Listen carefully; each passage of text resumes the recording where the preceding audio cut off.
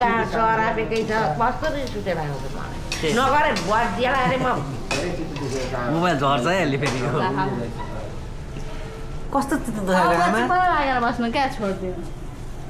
मैले अराको हो मैले यसो नगरौँ यसो गरौँ भनेर भन्यो उता के अरे फेरि बटारिन थालिहाल्छ नबटारी नभन देब्रेतिर बटारिन्छ कि ताइन धेरै आमा सोध्न बटारिन्छ अहिले कस्तो बाबुले त्यसरी यो एउटा कुरा नि बाबुले म कहाँ त्यसरी मान्छेलाई बरु दुई झापड हाल्नु कि बाढीले बिगारेको छ भने नि त्यो मान्छे कहिले चित्त कहिले पनि पवित्र हुँदैन क्या त्यो मान्छेको दिलमा खोट बसिरहेको हुन्छ आमालाई कति वर्ष अगाडि 50-60 वर्ष भइरहेको छ घटना त्यस्तो कुरा त्यो पहिलाको कुरा नगर भनेको त हो अब पनि सिक्नु पऱ्यो नि त अब कुखुरा जाँदाखेरि पनि काली ध्वासी अनि कुखुरा पालेको छ कुखुराको सुली छोड्ने मेरै आमा त हो नि अनि आमालाई कुखुराको सुली छोड्दा पनि बाबुले त्यस्तो गाली गर्नुहुन्छ त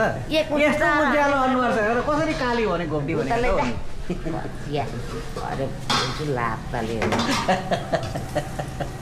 हेर निदा टल्केको यस्तो उज्यालो अनुहार भएको मान्छे रिसाएर हुन्छ रिसाउनु पो त हो बुढी मान्छे मेरो बोली नै अलि ठुलो छ क्या बाउले फकाउने सुरु भयो जहिले नै राम राम सरापेको सरापे गर्छन् कराई गर्छन् उठाउनु पर्छ मैले गरेको के गरेर मैले गर्छु के यो भएन अति आमाको साह्रै दिल दुखेको छ त्यति पकाउने त यसरी नै हो आफ्नै बुढी त हो यसो छेउ पर्ने कराउने गर्ने यसो सम्झाउने पो त आमा नरिसाउनु न आमा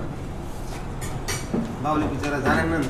के जान्नु के गर्छ तर यस्तो चम्किलो अनुहार भएको मान्छेलाई घोप्टी चाहिँ भन्नु नहुने थियो क्या अँधेरी चाहिँ भन्नु नहुने थियो बाउले भनिहाले अब होइन गाईबाट आए पनि जुनसुकै गरे पनि उज्यालो छोरी मान्छे त उज्यालो अनुहार हो नि त होइन घामबाट आउँदाखेरि अलिक अँधेरै हुन्छ नि त त्यही भएर बाहिरबाट आउनु भएको थियो होला नि त राखेर के गर्ने प्रेसर हाई हुन्छ बिमारी मान्छे घाँटीमा त्यत्रो अपरेसन गरेको छ आइसन त छैन मर्न पाए पनि हुन्थ्यो भनेर हुन्छ बुढी मान्छे तिमी मऱ्यो भने हालत के हुन्छ यिनीहरूको टुरा हुँदैन हामी टुरा हुँदैन हामीलाई आमाको कति माया छ बाबुको कति माया छ टेक केयर गर्न सकिएन होला आमा समय मिलेन होला तर झगडा नगरिदिनु पर्यो क्या घरको गार्जेन सबभन्दा मेन मैले त केही गरेकै होइन भने त त्यति बुवालाई भनेको त सकेदेखि म आफै गर्ने ठुली कान्छी भनिसक्यो त भनेको होइन सबैजना हाँसे मैले त्यसो भन्दाखेरि मान्छेहरू कति मजा ठुली कान्छी भनेको छ त हेर न